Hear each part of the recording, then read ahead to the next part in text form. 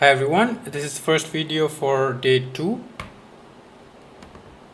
So we learned about inverse trig functions as well as we sort of completed the analysis of right angle triangle using 3 tools: Pythagoras theorem, trigonometric ratios or functions, and inverse trigonometric functions.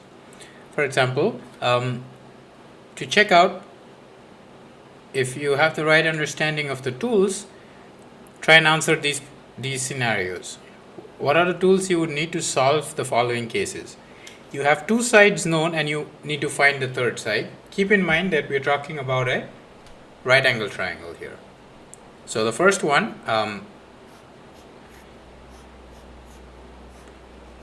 three ways in which this can happen. You either know these two sides and you need to find this, you know these two sides, or you know these two sides. In either case, all you have to use is the Pythagoras theorem, right? Because you know the relationship between all sides is the sum of square of the legs equals the square of hypotenuse. So that's the tool we use. The second one angle, one side known. So let's say, for sake of simplicity, I always consider this angle.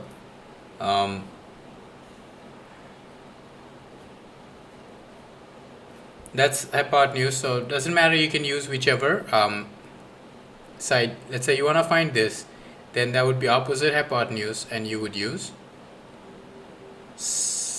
cosine. Let's say you want to find this one, again opposite hypotenuse. Let's say you want to find this one, opposite adjacent, you would use tangent, and so on. So here the tool would be trig ratios. Once you find one of the side, you can still use trig ratio to find the third side, or you can use Pythagoras. So it depends. So for different scenarios, you need to use different tool or different set of knowledge to find the remaining things.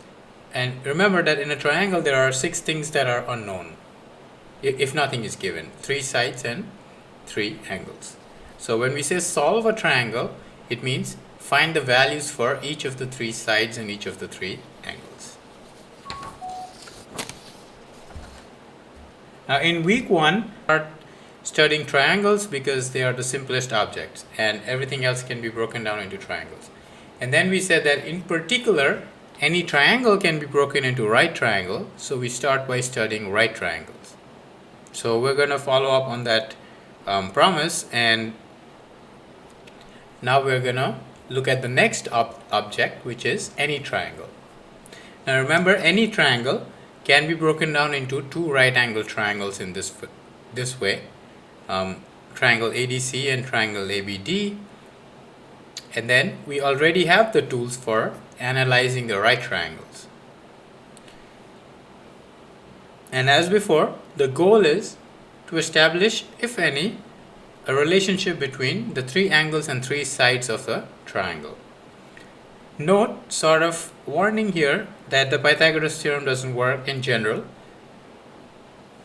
for any triangle. So just be careful. When you apply Pythagoras, you have to make sure it's a right angle triangle. So let's try to find a relation with the things that we already know. Consider any triangle as such, and it's labeled as per our rules. Namely, I have ABC, the opposite to A is side A, opposite to B is side B, and opposite to C is side C. As observed before, I can break this into 2 right triangles, and I do that by dropping a perpendicular AD.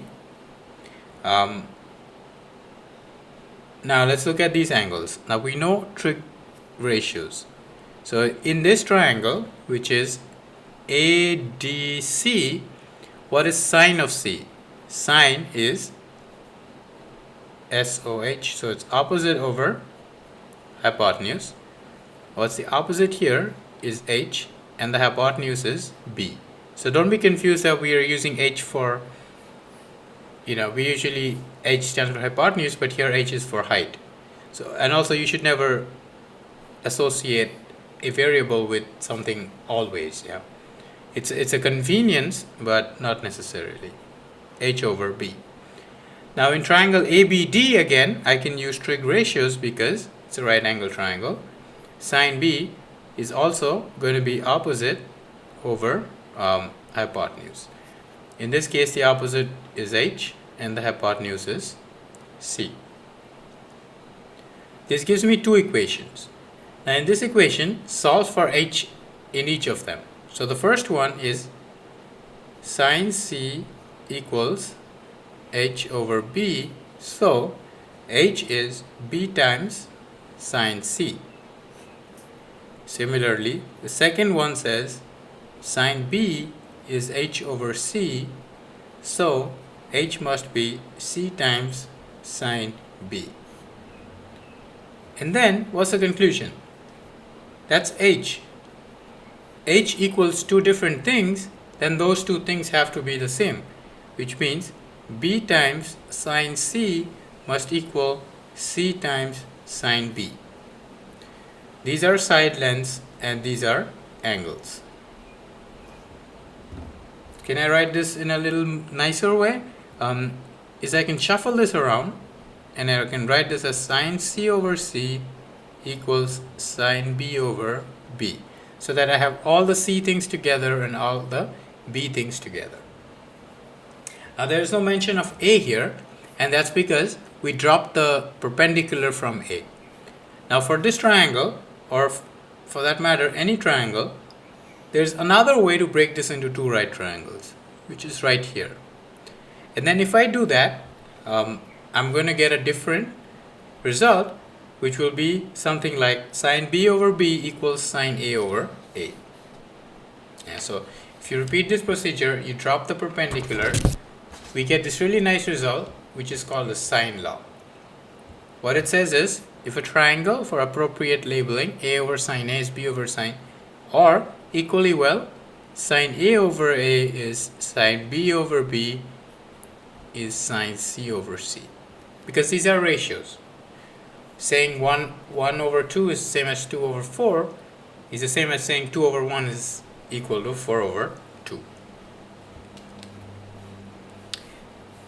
So we have this relation here, which secretly is three equations. Right? So you have the first two, then you have the second two, and then you have the first and the last. What are the cases that can be solved? For us to be able to solve, there should be exactly one unknown. So for example, if I have A over sine A and B over sine B, either I need to know A, B, an angle A or sine A, or I need to know, say, A, B and sine B, or I need to know sine A, sine B, A, or I need to know sine A, sine B, and B, and so on. So whenever you're solving the problem, you need to ask yourself, can I actually use sine law to solve it? And the way to answer that is, when you set this equation up, you should know at least 3 out of 4 things.